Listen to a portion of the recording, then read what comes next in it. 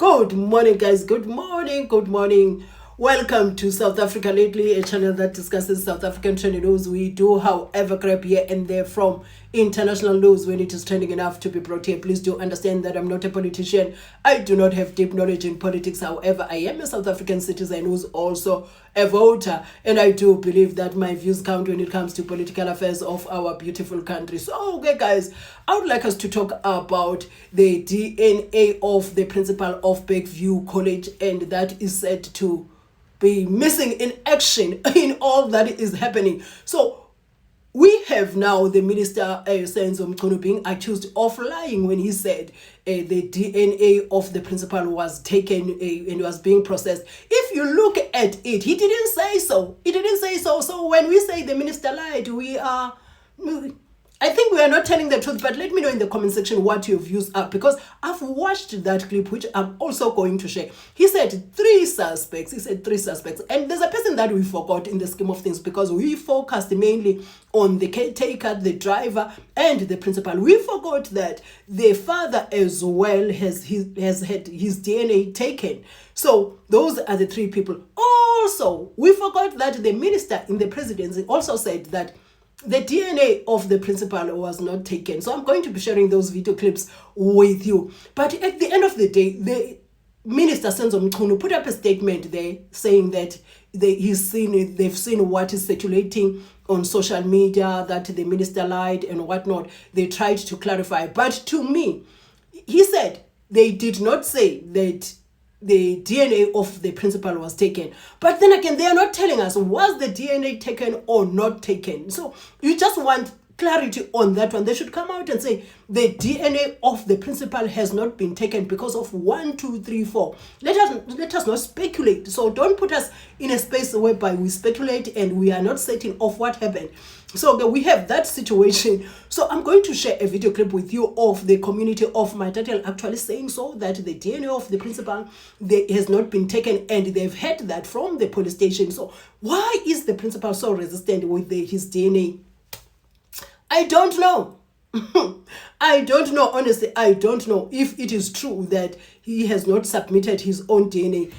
Anyway, guys, whatever your views are, you can share them in the comment section. So the video clips that I'm going to share with you, I'm going to share the community of Matatele saying that the DNA was not taken, and I'm also going to share a short clip of the minister where he was speaking about the DNA of the people of interest. He never mentioned the principal there. And also I'm going to share with you the video clip of the minister of the presidency indicating that there's a DNA that they did not get, which they would love to get. So with that guys, please do share your views in the comment section. So now that you have, they would apply their mind better than the initial investigating officer because of the reasons that I've cited. And we were looking forward at that time that perhaps at that stage the docket could be improved, because there was no doubt that something had gone wrong with the child, even at that stage. Now, after the handling of the matter by various officers, as indicated, there's one critical aspect which has continued to present a serious challenge, adding to the complexity of the matter, is that of the DNA. DNA is critical when these matters of this nature are handled right from the beginning. Now, DNA testing was done on the victim as per procedure,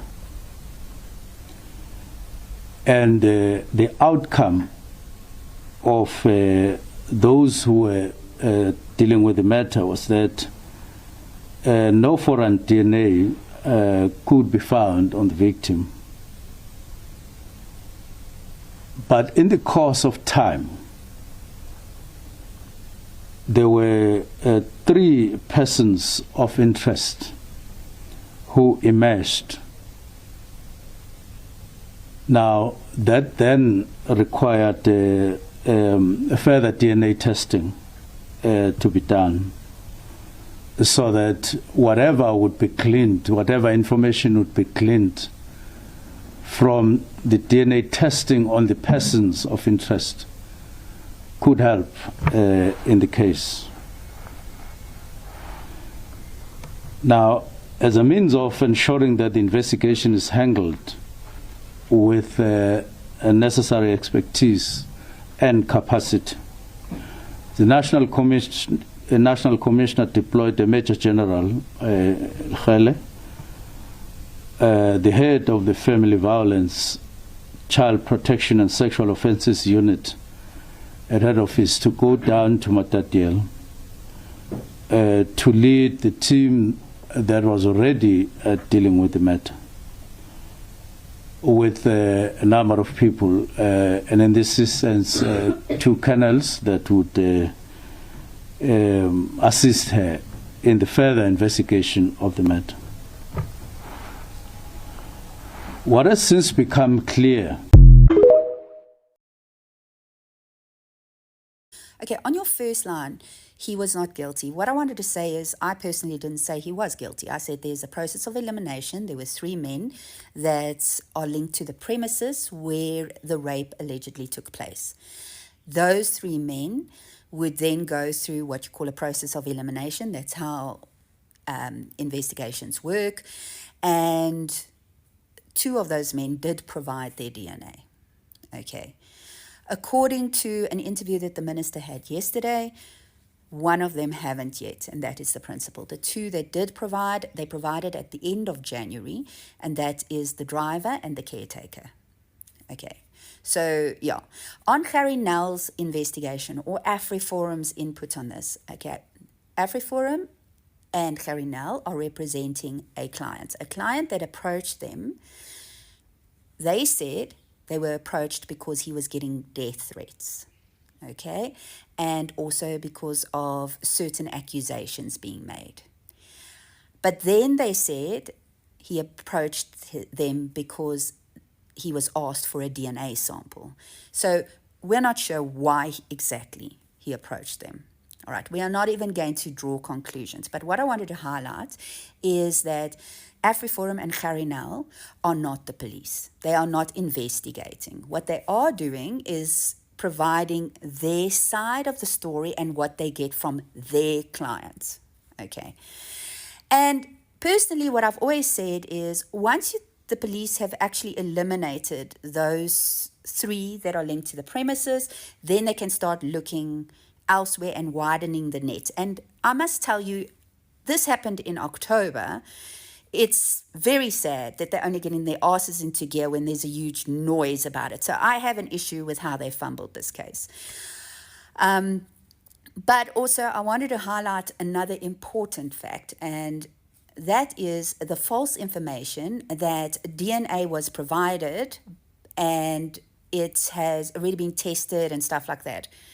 No, that is not the case. Otherwise, they would have already said the 3 people at the school have already been eliminated out of the investigation process and they're going to widen the net. But more importantly, very importantly, is that in the same area, 2 other little girls, a 6-year-old and another 7-year-old, have also been raped at a school.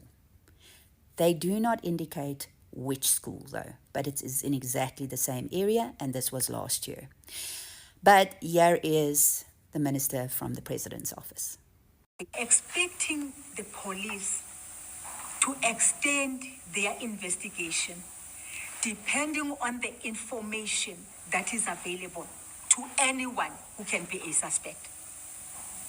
I'm making an example. Personally, I would not even leave relatives to the child who live with the child. So the investigation must include every other person, and that is why we are happy that the sample was taken for this DNA, 1 from the driver, 2 from the caretaker, and we definitely want the sample taken from the principal. but also taken from anyone else. If it is a father, even the father, it doesn't matter. Uminister uyavela uthi i-DNA zika principal zithathiwe mhlawumbe bebefuna uba voices because the country was like only yesterday when a brigadier and station unit commander told Mama KaYBEE actually the DNA ka principal was never taken.